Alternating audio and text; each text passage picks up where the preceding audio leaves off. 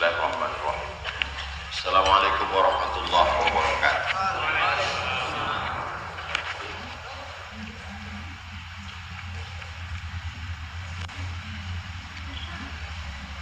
Saya sudah menikah. Alhamdulillah istri saya sedang hamil anak pertama. Sekarang usia kandungan 6 bulan. Bolehkah saya minta agar anak saya didoakan oleh Ustadz kelak menjadi penghafal Quran? Nanti di akhir majelis kita berdoa supaya semua kita ini berdoa kepada Allah anak-anak kita menjadi penghafal Quran. Hafal Quran dia sehari diulangnya hafalannya 2 juz, 1 bulan dia khatam 2 kali, 1 tahun khatam dia 24 kali, mengalir ke makam kita. Kaya anak itu pejabat, korupsi dia, berzina dia, mengalir juga ke makam kita.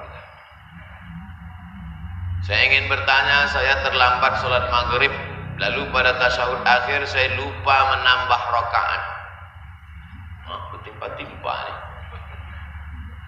Saya ikut dengan imam dan saya salam. Lambat, masbuk maksudnya. Masuk ke masjid, imam rakaat kedua, ikut dia rakaat kedua. Imam rakaat ketiga, ikut dia rakaat ketiga. Imam salam, ikut pula dia salam. Waktu salam itulah baru dia teringat, langsung berdiri menambah rakaat. Bagaimana hukum solat saya itu Pak Ustaz? Solatnya sah. Lalu kemudian apa dalilnya? Nabi pernah solat 2 rakaat, Nabi salam. Assalamualaikum warahmatullahi wabarakatuh. Assalamualaikum warahmatullahi wabarakatuh. Ditanya sama sahabat, apakah turun wahyu ya Rasulullah? Kenapa kalian tanya turun wahyu? Tadi kau solat 2 rakaat. Ditambah Nabi lagi.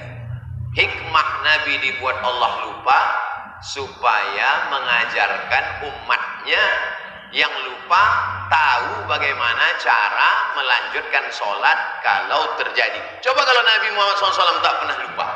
Lupanya Nabi itu pun sebagai syariat bagaimana cara melakukan sholat kalau terlupa. Maka bangkit langsung tambah 1 rakaat tadi, lalu kemudian sebelum dia sujud apa namanya? Sahwi. Allahu Akbar sebelum salam. Subhana man la yanamu wa la yashu. Maha suci Allah yang tak tidur dan tak lupa. Duduk antara 2 sujud, sujud lagi. Allahu Akbar. Subhana man la yanamu wa la yashu. Maha suci Allah yang tak tidur dan tak lupa. Duduk baru salam. Assalamualaikum warahmatullahi wabarakatuh. Sujud sahwi itu pun saya lupa juga Pak Ustaz. Sujud sahwi sesudah salam. Kalau sujud sahwi lupa sebelum salam, maka sujud sahwinya sesudah salam. Salat sah Pak Ustaz? Sah. Salat ada 3. Salat ada, salat qadha, salat i'adah. Salat qadha yang mana? Salat ada yang mana? Salat ada, salat tadi, subuh tadi, ada. Salat subuh di waktu subuh, ada. Salat qadha yang mana? Salat yang tinggal dulu-dulu waktu belum hijrah, digantinya sekarang, namanya salat qadha. Salat i'adah yang mana? Salat dia selesai salat, ditengoknya sikunya ada bekas cat, tak kena air wudhu, berarti wudhunya batal. Kalau wudhu batal, salat tak sah. Diulangnya balik salat itu, nama salatnya salat i'adah, mengulang salat. Jelas? Saya sudah lama mengikuti kajian Ustadz di YouTube. Ada satu pertanyaan penting yang belum saya dapat. Saya baru lulus dari sarjana teknik sipil. Saya cita-cita membuat perusahaan jasa konstruksi yang amanah. Sebelum itu tentu saya harus belajar di perusahaan lain agar dapat pengalaman dan ilmu prakteknya. Namun perusahaan yang menyogok agar bisa menang tender sudah sangat kental. Jadi saya sudah berusaha mencari lowongan perusahaan yang amanah, tapi sangat sukar didapat. Begitu rupanya dalam dunia konstruksi. Baru tahu kita sekarang. Pertanyaan, Apa hukumnya bekerja di perusahaan yang menyogok? Tapi saya niatkan untuk belajar seluk-beluk administrasi tender yang rumit untuk bekal membuat perusahaan konstruksi sendiri. Apakah uang yang saya makan dari gaji selama bekerja di sana itu berkah? Bagaimana cara jitu? Kau sedang apa? Mencuci. Mencuci itu bagus apa tak bagus? Bagus. Tapi mencuci pakai air kencing bisa? Tak bisa. Mencuci mesti pakai air suci, mensucikan. Innallaha thayyibun, Allah maha suci. La yaqbalu illa thayyiban, Allah tak menerima kecuali yang suci-suci saja. Tapi saya yakin dan percaya, sekarang kan sudah jadi tren hijrah, artis hijrah. Maka di dunia konstruksi pun saya yakin itu sudah ada yang hijrah. Nanti kita cari jamaah konstruksi yang sudah hijrah. Kau konstruksi kan? Ya, sudah hijrah. Nah, sholatnya udah Pak Ustaz, konstruksinya belum. Belum total hijrah. Itulah gunanya komunitas. Komunitas artis hijrah, komunitas desainer hijrah, komunitas biker hijrah, komunitas konstruksi hijrah. Dia membuat sebuah komunitas. Bagaimana cara jitu memaafkan teman yang telah menzolimi, yang sedihnya di depan kita baik, di belakang kita dizoliminya kita Pak Ustaz. Kalau dia terkait masalah hukum, tuntut dia ke pengadilan. Selesaikan dulu supaya dia jangan makan haram. Tapi kalau hanya sekedar perasaan, maka sholatlah di tengah malam, berdoalah kepada Allah, bayangkan wajahnya, ampunkan dia ya Allah, berikan dia rezeki yang halal supaya betul hidupnya, kasih anaknya soleh solehah, matikan dia husnul khotimah. Buat tiap malam, lama-lama hilang. Pernah Ustaz buat? Udah saya buat. Hilang Pak Ustaz? Belum lagi. Sebagian hilang. Begitu cara. Yang saya ajarkan itu bukan dari saya, dari hadis Nabi sallallahu alaihi wasallam. Kalau kita doakan orang an zahiril ghaib, orangnya tak tahu, maka Allah akan menurunkan malaikat. Malaikat waktu itu mengatakan, amin, kabulkan doa orang ini, walaka mithluh, kau dapat yang sama macam yang kau doakan.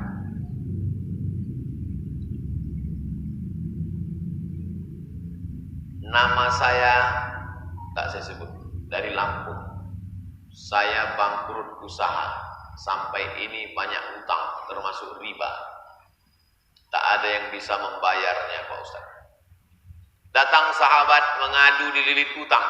Kata Nabi, kau banyak baca doa ini 8. Allahumma inni a'udzubika minal hammi wal hazan wal ajzi wal kasal wal jubni wal bukhul wa dhala'id daini wa ghalabatir rijal.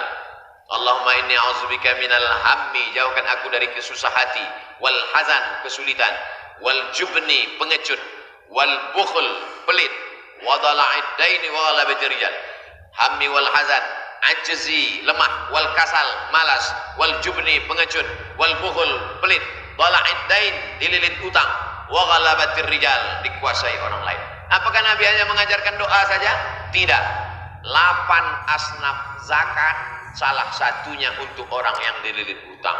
Innamas shadaqatu lil fuqara wal masakin wal amilina 'alaiha wal mu'allafati qulubuhum wa fir riqab wal gharimin wa fi sabilillah wa ibnis sabil.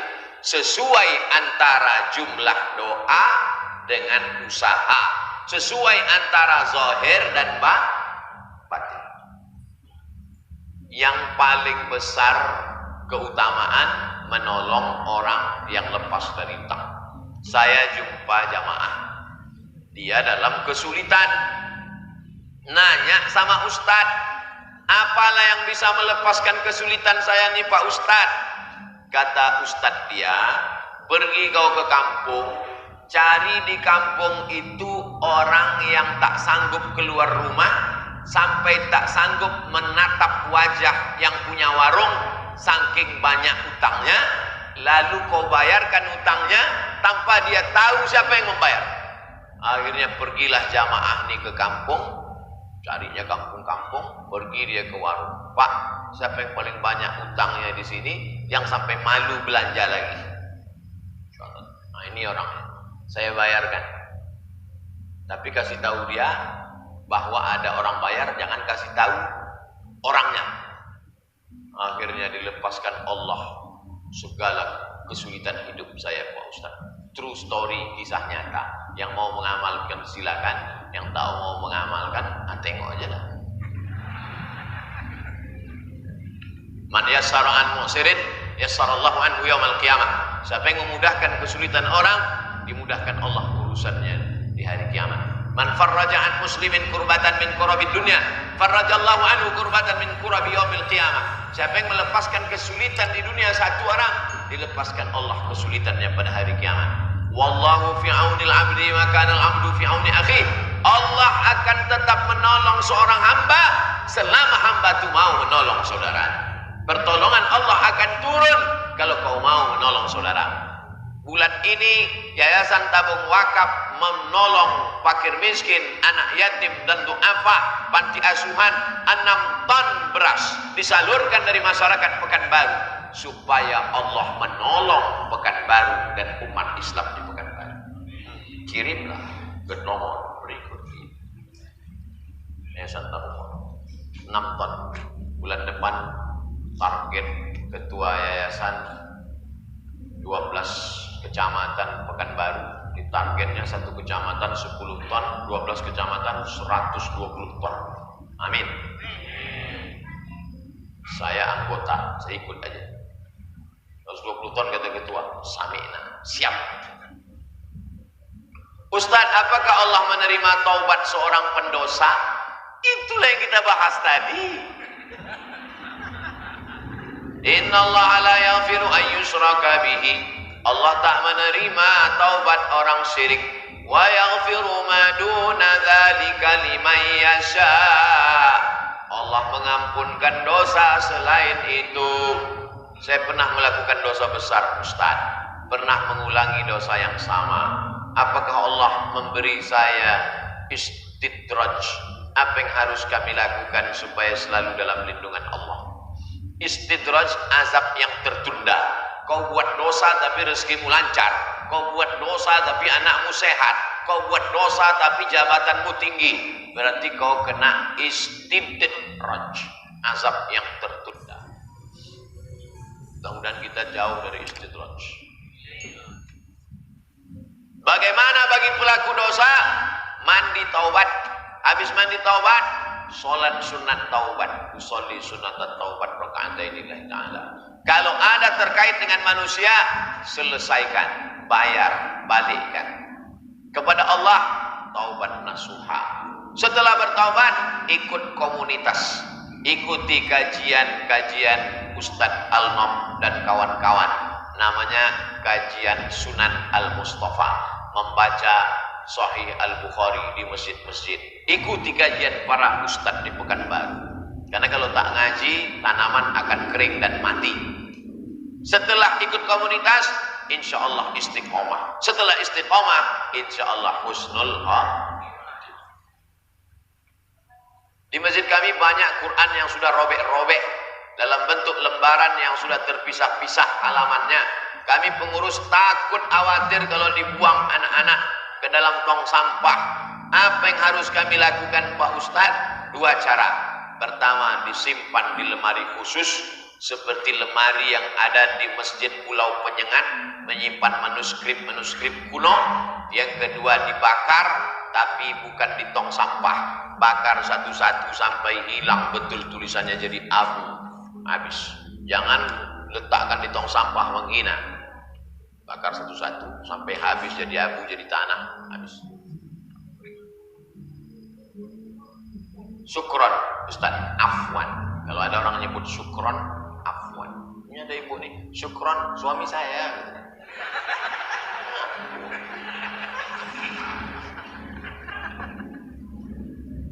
Apakah Ustaz mimpi jadi Ustaz atau terjadi sendiri?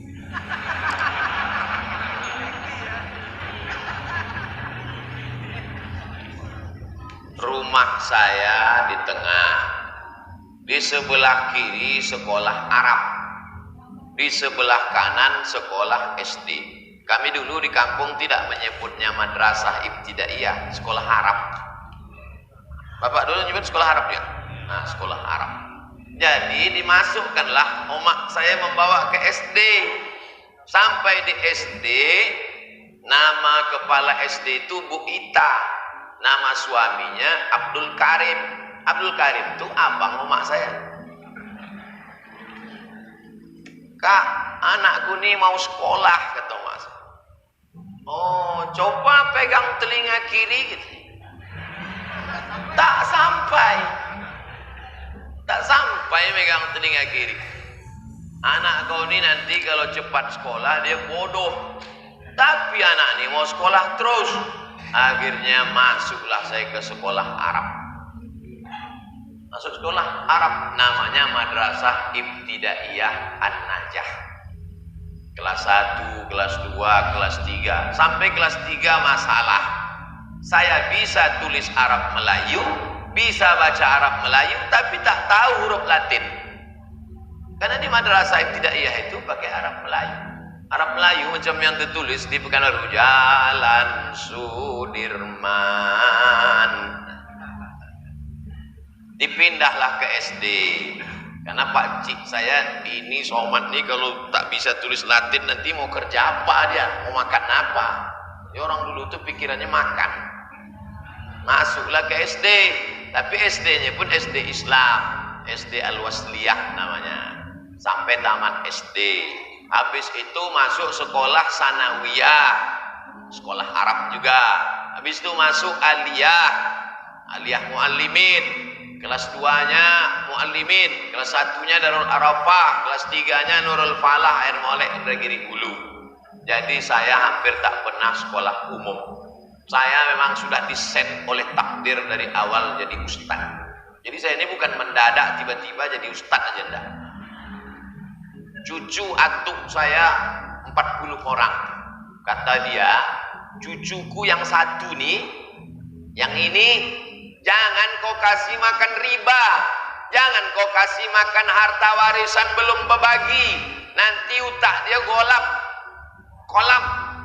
Maka cucuku yang ini nanti kalau aku hidup, kata atuk saya, ayah emak saya, kalau aku hidup aku menyekolahkan dia. Tapi kalau aku mati, kebun kelapa yang di situ 2 hektar itu untuk sekolah dia. Meninggal atuk saya itu, kebun kelapa itu pun mati. Dijuallah kebun kelapa sama sawah itu. Situ saya baru tahu bahwa niat baik dibalas Allah. S1 saya gratis beasiswa Al-Azhar, S2 saya gratis beasiswa Maroko, S3 saya di Sudan tidak dapat beasiswa tapi gratis, tak tahu tak siapa yang bayar. Situ baru saya tahu bahwa kalau kita berniat anak cucu kita sekolah agama, Allah akan membalasnya. Banyak orang takut sekarang, takut sekolah anak sekolah agama, takut tak makan. Ini orang yang lambungnya dekat dengan otak udang.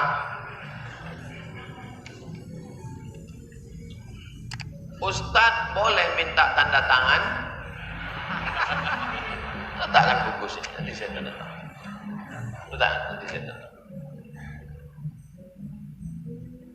Yang bertanya ini pula M. Azam Satria kelas 4 SD. Maju M. Azam. Nanti habis saya jawab dulu baru maju M. Azam. Anak-anak inilah yang akan melanjutkan Islam di Pekanbaru. Kalau setiap saya pengajian ada anak menyerahkan lukisan, ada anak menyerahkan cenderamata, itulah yang nanti beramal di Pekanbaru ini. Abdul Somad mati mengalir pahalanya ke makam Abdul Somad. Apalah yang mau kita cari hidup nih? Hidup ini cuma makan pakai, busuk lapuk mati. Berapa banyak orang kaya di Pekanbaru nih? Berapa banyak pejabat-pejabat Pekanbaru nih? Stres, mati. Yang mengalir mana? Itulah amal budak-budak kecil. Makanya kalau saya ceramah ada budak kecil minta macam-macam. mudah-mudahan dia jadi anak soleh. Jelaskan tentang Nur Muhammad, Pak Ustaz.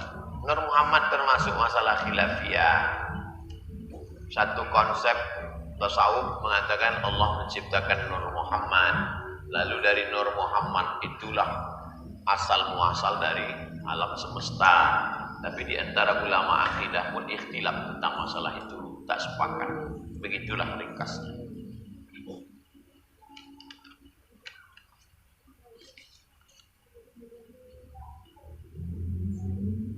Mohon doa Ustaz agar kami tim terdepan, tim bayangan UAS selalu ada pula tim bayangan selalu istiqomah mengikuti kajian Ustaz.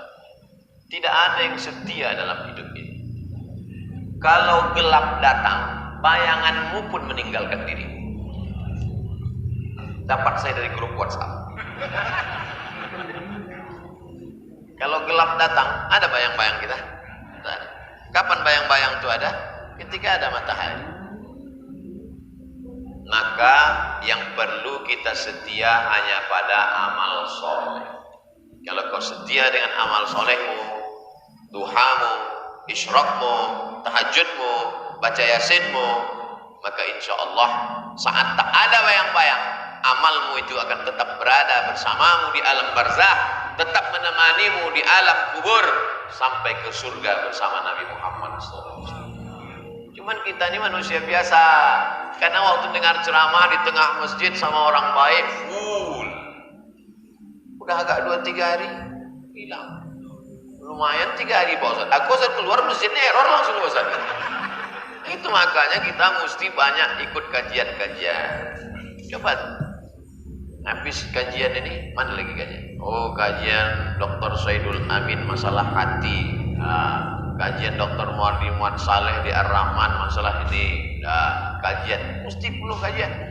Kalau tak masuk kajian, datanglah TV, datanglah internet, datanglah macam-macam. Hancur dunia persilatan. Ustadz hari ini Zahra tak bisa datang mendengar ceramah Ustadz, tapi bisa mendengar ceramah Ustadz di HP. Ini anak-anak sekarang nih, semua online. Abatasa Jaha Khodan Abdul Somad. 3 pula murid saya, Ruhama, Salma, dan Zahra. Masya Allah, tabarakallah. Mudah-mudahan mereka ini menjadi anak-anak soleh-soleh.